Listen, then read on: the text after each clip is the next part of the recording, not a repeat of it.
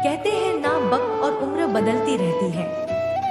रेशमी के साथ भी ठीक कुछ ऐसा ही हुआ, क्योंकि रेशमी अब बदल चुकी थी। आज तक जो काम वह नहीं करती थी, वह काम अब करने लगी थी।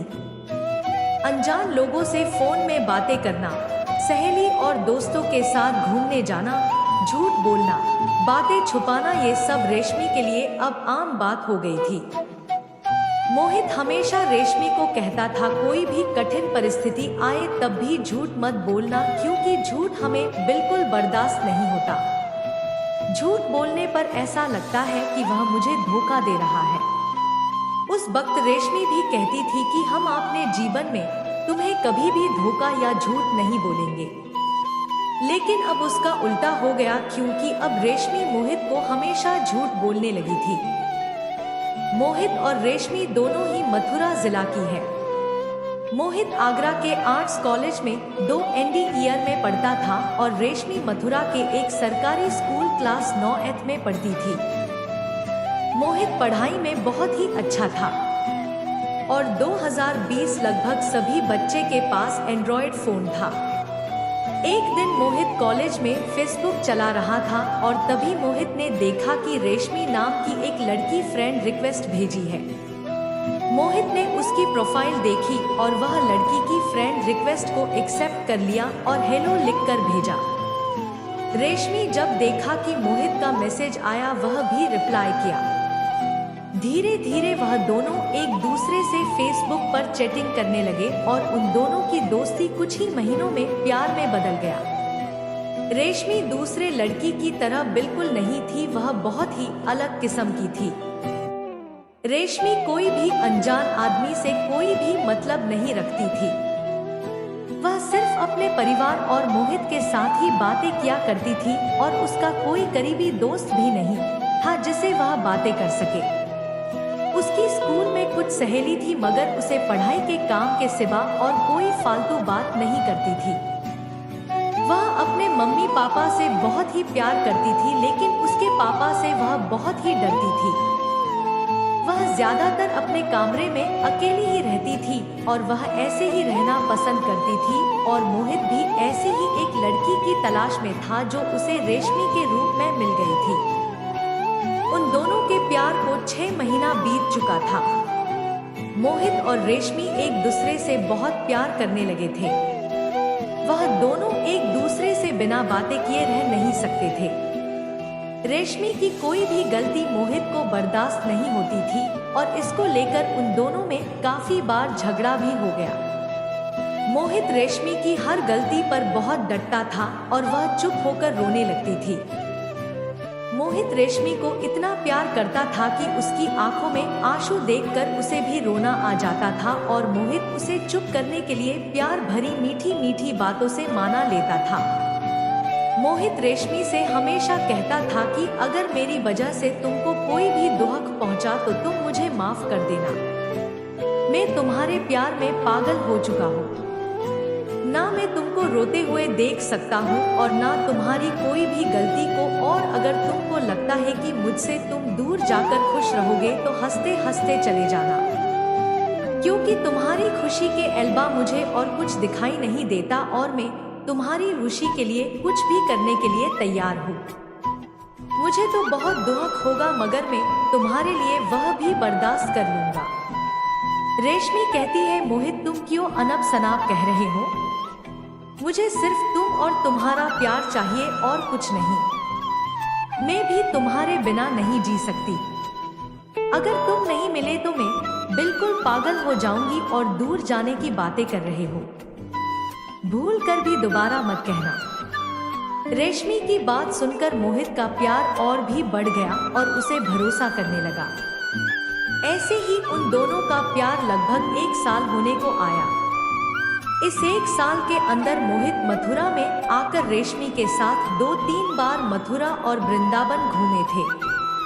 रेशमी का 10th का एग्जाम आने वाला था और मोहित का भी कॉलेज का फाइनल एग्जाम आने वाला था। तो मोहित ने रेशमी को कहा, अब दोनों का ही एग्जाम आने वाला है, इसलिए पढ़ाई पर ध्यान दो, अब हम दोनों फोन पर कम बात करेंगे। रेशमी भी मान गई। और कुछ ही दिनों में दोनों एग्जाम अच्छी तरह से हो गया। कहते हैं ना, वक्त और उम्र बदलती रहती है। रेशमी के साथ भी ठीक कुछ ऐसा ही हुआ, क्योंकि रेशमी अब बदल चुकी थी। आज तक जो काम वह नहीं करती थी वह काम अब करने लगी थी। अनजान लोगों से फोन में बातें करना, सहेली और दोस्तों के साथ घूमने जाना, झूठ बोलना, बातें छुपाना, ये सब रेशमी के लिए अब आम बात हो गई थी। मोहित हमेशा रेशमी को कहता था, कोई भी कठिन परिस्थिति आए तब भी झूठ मत बोलना, क्योंकि झूठ हमें बिल्कुल बर्दाश्त नहीं होता। झूठ बोलने पर ऐसा लगता है कि वह मुझे धोखा दे रहा है। उस वक्त रेशमी भी कहती थी कि हम अपने जीवन में तुम्हें कभी भी धोखा या झूठ नहीं बोलेंगे।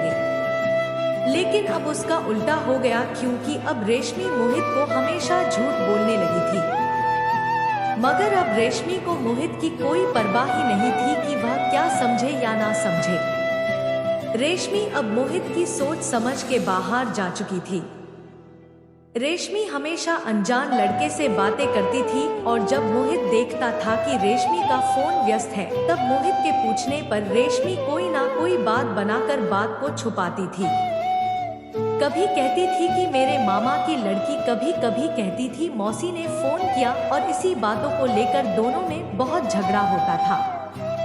लेकिन फिर मोहित रेशमी को माफ कर देता था, क्योंकि मोहित रेशमी को इस कदर प्यार करता था कि उसे कभी खोना नहीं चाहता था। वह पूरी जिंदगी रेशमी के साथ बिताना चाहता था।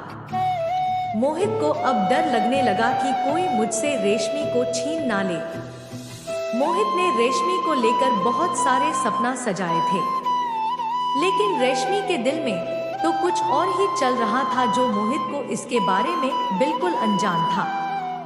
रेशमी का फोन अब काफी देर तक बिजी रहता था। मोहित को समझ में नहीं आ रहा था वह करे तो क्या करे, क्योंकि अब रेशमी दूसरे लड़के से प्यार करने लगी थी। मोहित को पता ही नहीं चला कि उसके पीठ पीछे उसके साथ इतना बड़ा धोखा हो रहा है। धीरे धीरे मोहित के पास रेशमी का फोन आना कम हो गया। मोहित जब पूछा तब रेशमी ने कहा, घर वालों को शायद सब पता चल गया, इसलिए माँ ने मेरा फोन अपने पास रख लिया। इसलिए जब मौका मिलता है तभी मैं तुम्हें फोन कर पाती हूँ। मोहित को समझ में आ रहा था कि कुछ तो हुआ है जो रेशमी मुझसे छुपा रही है, लेकिन तब भी मोहित ने रेशमी की बात पर विश्वास कर लिया था। इसी तरह 2 महीना और बीत गया और अचानक रेशमी का फोन आना बंद हो गया। मोहित ने 2 दिन इंतजार किया, लेकिन फिर भी रेशमी का ना कोई फोन आया ना कोई मैसेज आया। मोहित बहुत ही परेशान था और उसे बहुत बेचैनी हो रही थी। तब उस दिन शाम को मोहित ने रेशमी के मोबाइल में फोन किया और वह फोन रेशमी के पापा ने उठाया था। रेशमी ने पहले से ही उसके पापा को सब कुछ बोलकर रखा था कि जब मोहित का फोन आए तब हमने जो बात आपसे कहा वही उसे कहना। मोहित ने कहा, अंकल रेशमी घर पर है। रेशमी का पापा ने कहा, तुम कौन हो? मोहित ने कहा, मैं मोहित रेशमी का बॉयफ्रेंड और मैं रेशमी से बहुत प्यार करता हूँ। प्लीज अंकल कृपा करके रेशमी से मेरी बात करा दीजिए। रेशमी के पापा ने कहा, रेशमी अब घर में नहीं है, वह उसकी माँ घूमने गई है और तुम रेशमी से कोई भी संपर्क नहीं करोगे, क्योंकि हमें तुम्हारा और रेशमी का रिश्ता मंजूर नहीं है और रेशमी भी तुमसे बात करना नहीं चाहती है और दोबारा गलती से भी यहाँ फोन मत करना। ये कहकर रेशमी के पिताजी ने फोन काट दिया।